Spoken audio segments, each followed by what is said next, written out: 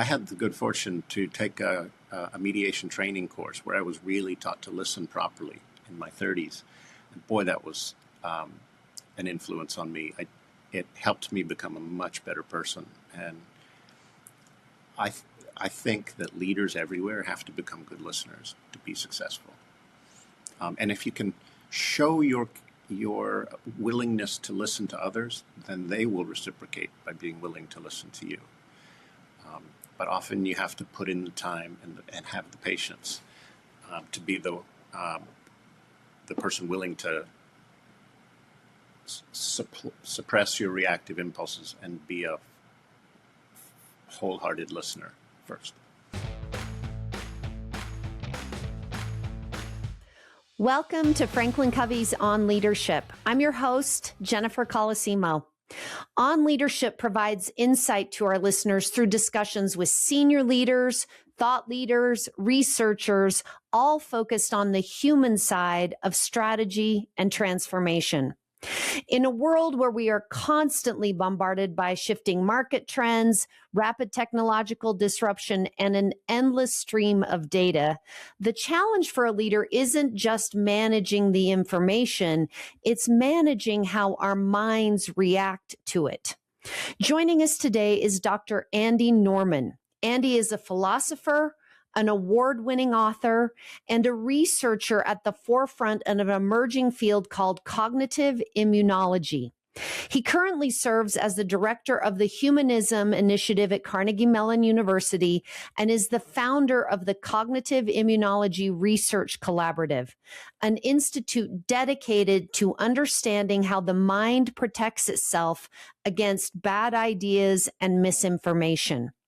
His groundbreaking work explores the concept of mental immunity, the science of how we can inoculate our minds and our organizations against rigid thinking to become more curious, reliant, resilient, and effective leaders. Andy, welcome to On Leadership. Thank you, Jen. It's a pleasure to be here.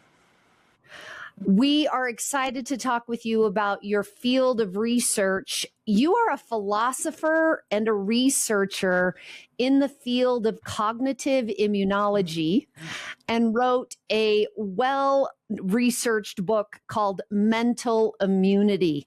Could we start there with you explaining both the field of research, which I understand has been around a long time, but not maybe termed with those terms? Exactly. And also, what is that research and how did it inform mental immunity? So mental immunity is your mind's ability to fight off problematic information. So that could mean false information, it could mean disruptive information, it could be misleading information. And of course, all of us have minds that do that more or less well, or well in certain situations, but less well in others.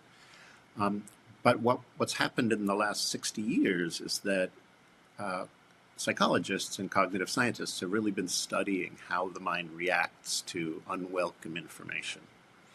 And sometimes our minds react very badly to unwelcome information. And if there's one thing I could do to, if I had a magic wand and could change just one thing, I would help everyone understand how to respond well when unwelcome information arrives at your mind's door. Because how you handle moments like that proves enormously influential for your prospects and your success in the world.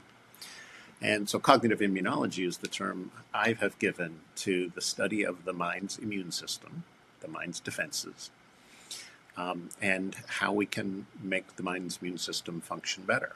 And it turns out that the analogy with the body's immune system is very, very robust. And you can draw all kinds of interesting lessons from the history of immunology of the body to learn how to better protect our minds. So when you say unwelcome information, there's one thing for me to have a growth mindset and remain curious. And there's another thing, it's unwelcome when I hear things I don't want to hear. Where does it fall between I just don't want to hear that versus I need to be open? Yeah, I mean, I think when information arrives that we don't want to hear, um, we tend to judge it negatively before it's even had a chance to educate us. So we're tempted to dismiss it or discount it or reject it outright. But often that's the information we need most to grow and to grow past our own limitations. So our mind's initial defensive response to such information often prevents us from growing into more successful, more thoughtful, and better leaders. So I like to say that it's really important to learn how to pause and reflect rather than react to unpleasant information, and that is something like a secret sauce for success in so many areas of life. In so many areas, and it aligns very well with Franklin Covey when we talk about taking a space between stimulus and response. However, thinking about it having parallels with the body's immune system, I just never really considered, how do you build Yeah. mental immunity? Like, what are some of the things you can do? I'm clear on working out, get enough sleep, maybe there's vitamins, whatever you do to physically have a strong immune system. Mm-hmm. What are some things leaders, individuals can do to build a strong mental immune system? Yeah. So the mind's immune system gets stronger in much the way that the body's immune system gets stronger. Um, so if your body has never been exposed to coronavirus, you can introduce a neutralized strain of the coronavirus into your body, and your body will learn from that how to fight off the truly dangerous ones that might arrive later. In other words, it learns how to manufacture antibodies that can then protect you for a good while. This is one of the most spectacularly influential discoveries of science in the last 2-3 centuries. And it turns out that the mind reacts to unwanted information with antibodies of its own. And we experience those antibodies as doubts or qualms or reservations or objections.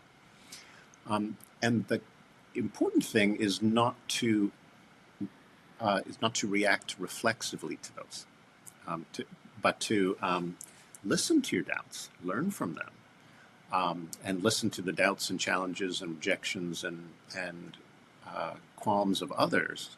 Learn from them as well, because often they have important things to teach you. In fact, they can educate your mind's immune system and help you develop resistance to all kinds of bad ideas.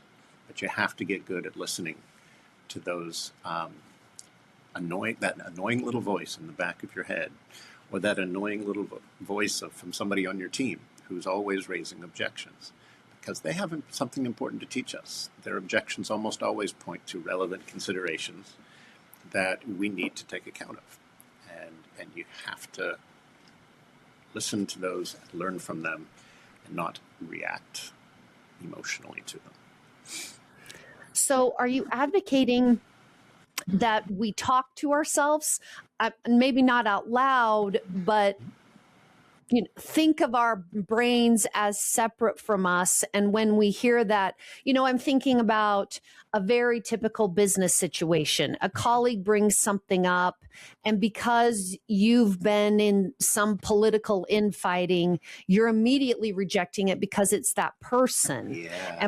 Are you advising that people step back and say, okay, now why am I immediately rejecting this idea? Is it because it's from that? What's some practices people can put into place to be, really what we're talking about is, maybe you would disagree, but is it mental strength as well? Yes, I think so. And I really like the example you've given. Yeah, even people we dislike or people who we butt heads with have things to teach us. But we need to learn to listen to their messages in a fair-minded way. And if we don't do that, our minds don't grow stronger and more resilient over time. In fact, every single one of us has blind spots, and it's other people who can see our blind spots. And it's only by listening to them and their concerns that we learn to see them for ourselves. So, so I guess I like to say, don't reason to win, reason to find out. And even if you're arguing with somebody who you have issues with, treat that as a collaborative exploration of the reasons pro and con, rather than a competitive contest that only one can win. I'm interrupting this episode to share something we're really excited about. On June 26th, I'll be joining leadership expert and New York Times bestselling author Liz Wiseman for a special Franklin Covey webcast entitled Close the Leadership Capability Gap, Drive Better Performance. Together, Liz and I will share proven frameworks to help boost engagement, unlock high performance, and sustain results by tapping into the intelligence already within your teams. Join us for a timely conversation that will help today's leaders close crucial capability gaps and improve results amid disruption. Follow the link in the show notes to reserve your free spot. Now, back to the show. Often when you're practicing that sort of listening and you're trying to put aside the river running through your brain of your own thoughts and really getting to understand how this person thinks and feels, do you ever find that the other person or the other people then confuse that and think that you agree with them because you're investing the time to listen? You know, do you ever have to state I am really trying to understand? It doesn't necessarily mean that I agree. I don't think it's as common as maybe it should be for us to have really great innovation and creativity in our organizations. Yeah, very much. I think, in fact, Stephen Covey said this: seek first to understand, and only then to be understood. That had a big influence on me, and his, of course, be proactive rather than reactive. I'm channeling Covey here, you are everywhere I can. Originally, also Saint Francis of Assisi: seek first to understand, then to be understood. How was Saint Francis? Yes, so many of the 7 habits, which are so powerful together, were an amalgamation of great ideas on highly effective people. Anyway, I appreciate you bringing him up. So I interrupted. I apologize. No, not at all. I guess whenever I calm my inner desire to interrupt, whenever I quiet my own mind and really listen, really listen, I end up thanking myself later. Being able to suppress your reactive impulses and show other people that you really want to understand what they have to say, I think it does so much to build strong relationships, to build successful teams, to build successful organizations. There are 4 basic modes of communication: speaking, reading, writing, speaking, and listening. Of those 4, the one that's taught least is listening. We devote almost no time to teaching how to listen properly, and yet it's the one we spend the most time doing. I had the good fortune to take a mediation training course where I was really taught to listen properly in my 30s. And boy, that was an influence on me. It helped me become a much better person. And I think that leaders everywhere have to become good listeners to be successful. And if you can show your willingness to listen to others, then they will reciprocate by being willing to listen to you. But often you have to put in the time and have the patience to be the person willing to suppress your reactive impulses and be a wholehearted listener first. You're going to think this is such a wild metaphor, but I recently was watching some anime with, it was recommended by people younger than me, I'll admit it, but they talk about the power behind suppressing your magic, your mana, in a way that you can really be open to what else is happening. Why do people have such a hard time suppressing the wild river of their brain in a way so that they can deeply understand and see if there's any common ground, see if there's something innovative coming out of this, learn about their blind spots? The psychologist Jonathan Haidt, that's H-A-I-D-T, has a wonderful metaphor for this. He says that the mind itself has divisions within it. And the calm, slow, patient, reflective part of the mind is like a human rider that sits on top of an elephant that is 10 times, 100 times more powerful than it. And the elephant represents your emotions and your passions. And they are much, much stronger unless you learn to quiet them. So a good elephant handler learns how to quiet the elephant and guide the elephant in the right direction. I think the reflective parts of our mind have to get good at calming and quieting the reactive parts of our mind so that we can be effective leaders, so that we can be successful in life. So understand your own elephant, your own inner elephant, so to speak.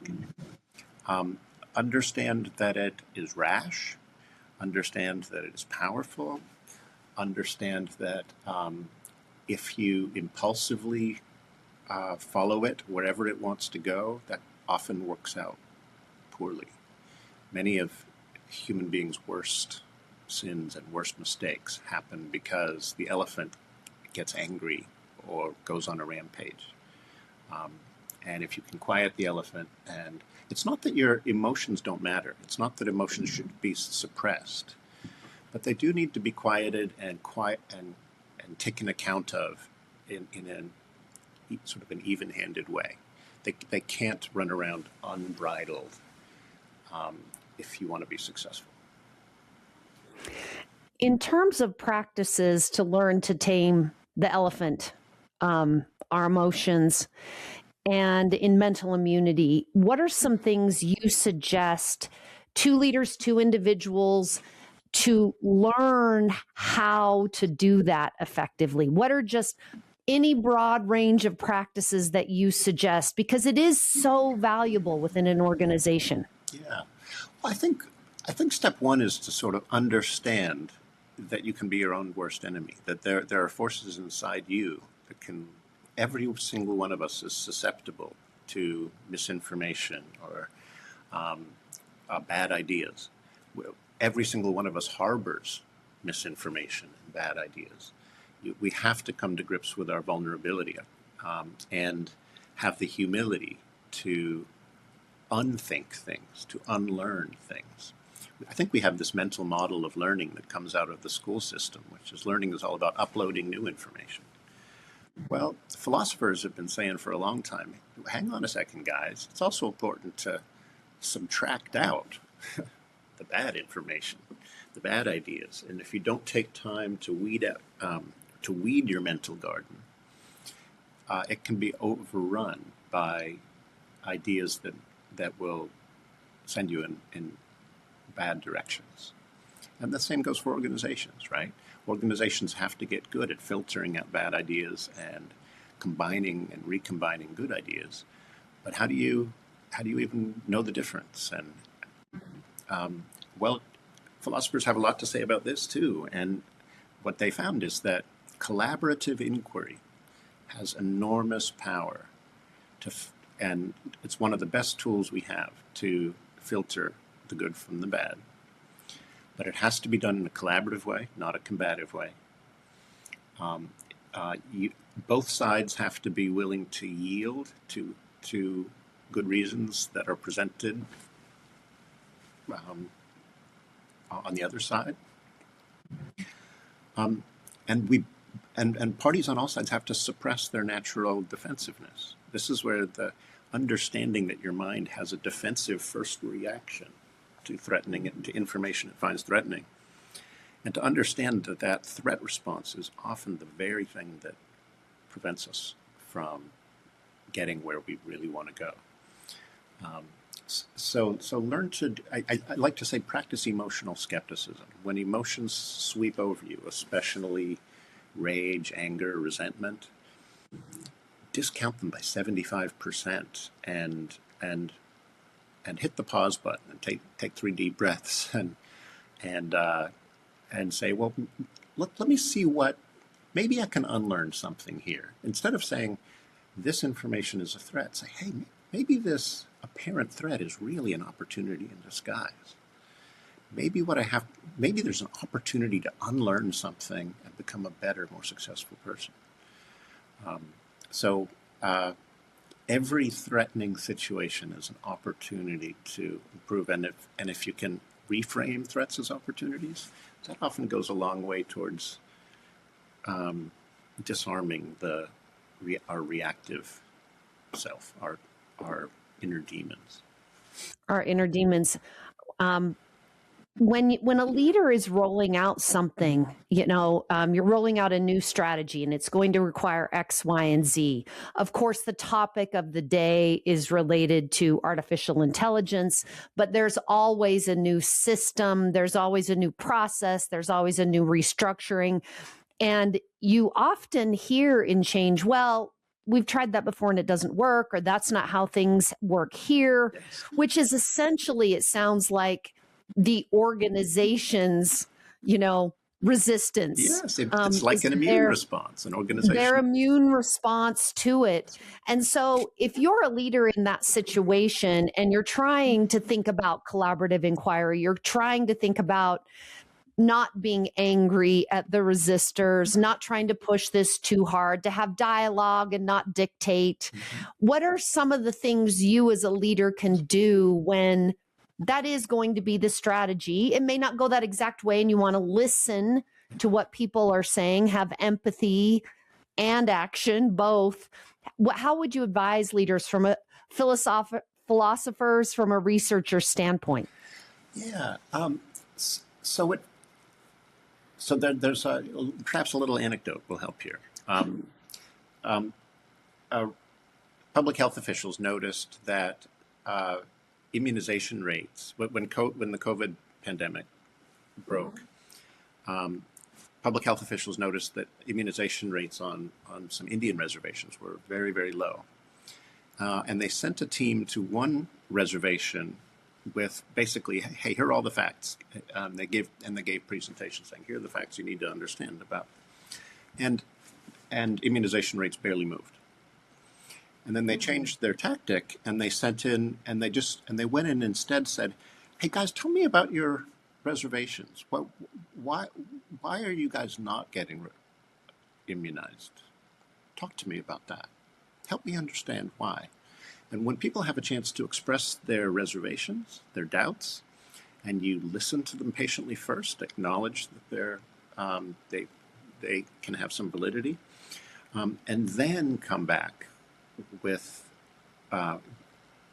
points that disarm those fears, that disarm those doubts, that disarm those reservations. That approach turned out to result in much more behavior change on the reservations where it was used. So I think the same approach can work to help leaders produce change within their organizations. I imagine, for example, talking about the problem that you're trying to address, helping people understand the initiative, but also giving people a chance to express their reservations and showing that you care about them enough to hear them and respond to them. That's the right way to change their minds so that they go all in on helping the organization change rather than digging in their heels and becoming problems for the organization. It's that piece of getting to understanding and not being afraid of what you might hear, which actually might change how you execute that strategy if you're open to listening to some of their reservations as well. That's right. And in fact, I like to say that the price of admission for any conversation where you try to persuade somebody else, you should be reciprocally willing to let them persuade you. And I think that leaders have to exemplify this virtue. If as a leader you think everybody should just obey your commands without question, you're setting yourself up for failure. Yes, you can use reason, you can inspire people, you can use all the tools in a leader's toolkit to help people change. But if they're expressing reservations and doubts and qualms and objections, listen to them, give them the grace of assuming that they might have a part of a relevant piece of the picture. You know, the parable of the blind man and the elephant, right? Any blind man who thinks that an elephant is like a snake or an elephant is like a tree is missing a big part of the picture. And the world is so complex. We need many, many people's perspectives on them to develop a rich, just as the blind man needed to combine several different perspectives to gain a rich understanding of what an elephant is. What is it with all these elephants? I love your elephant metaphors today. They're great. Well, I'm borrowing them from a very good friend. Well, a couple of good Yes. friends. But I think modeling the willingness to yield to other people's better reasons is a powerful virtue and a powerful approach to helping others become persuadable themselves.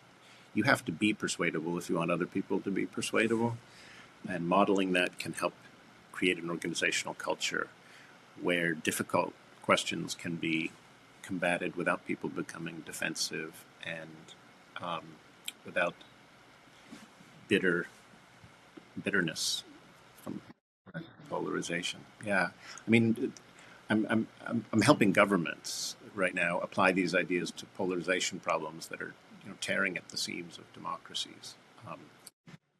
And I'm excited about this invitation, this opportunity to speak to your audience, in part because if we can begin to show, we're already showing these cognitive immunology inspired pre-bunking techniques or mind inoculation techniques. They're very powerful levers for making people less susceptible to polarization. And we need to do that within organizations as well as within nations. Yes, yes. Well, thank you for that work. This has been a wonderful conversation. I want to ask one remaining question. Obviously, you've been working in this field that you actually named to some extent, and your book, and you're working with governments. We're getting the message out to organizations. For you personally, and we talked about collaborative inquiry, we talked about taking space before react, talking back to yourself a bit. Do I need to be this angry? Do I need to be this disappointed? What are some of your strategies personally, whether they come from mediation, philosophy, your research work? What are some of your personal strategies that you could share with the leaders that listen to us on leadership about helping yourself being open and taming and building that mental immunity? Yeah, you want to train your mind's immune system so that it doesn't overreact to things. And we can do that through careful exposure so that the mind develops an ability not to freak out at the expression of challenging ideas by being exposed to them. The same way the body learns how to not freak out, when COVID arrives, by you expose it to. So, look, the whole technology of vaccination is built on the idea that controlled exposure to potentially harmful things can actually build up our resilience, our resistance to it. And we actually need to be doing this with our minds as well as with our bodies. Imagine a school system that didn't just throw approved good ideas at kids all day for the first 20 years of their lives, but instead got them to actively try to untangle big, complex knots of good and bad ideas. The best education systems in the world, in Finland and Iceland, are doing this. And their kids are so far ahead of American kids in their ability to spot nonsense, to spot propaganda, to spot conspiracy theories. The trick is to create learning environments where people can actively question and see what happens when you test ideas with questions, objections, challenges, and reservations. We need to build organizational cultures that are tolerant of these questioning techniques. And I think one of the most powerful things I can say is I think clarifying questions have an almost magical power to calm the mind's inner elephant and transition it from a hot reactive mode to a cooler, slower, reflective mode. So one of my heroes is the philosopher Socrates. And his whole shtick was, tell me more. And what do you really mean by that? I really, really want to understand. Can you tell me what this word means for you? Just if you can inject clarifying questions, calm, patient, clarifying questions into decision-making processes, into difficult conversations, it brings down the temperature. It allows emotions to kind of calm themselves, and it allows people to begin making much, much better decisions. Thank you so much. Idea testing, exposing yourself to challenging ideas, challenging questions, and asking more clarifying questions as a way that takes that space, truly being interested. Nice summary. Thank you for that, Jen. Well, I love it. Thank you so much for joining us today, Andy. We appreciate this. Again, your book, Mental Immunity, and see you all next time on Leadership.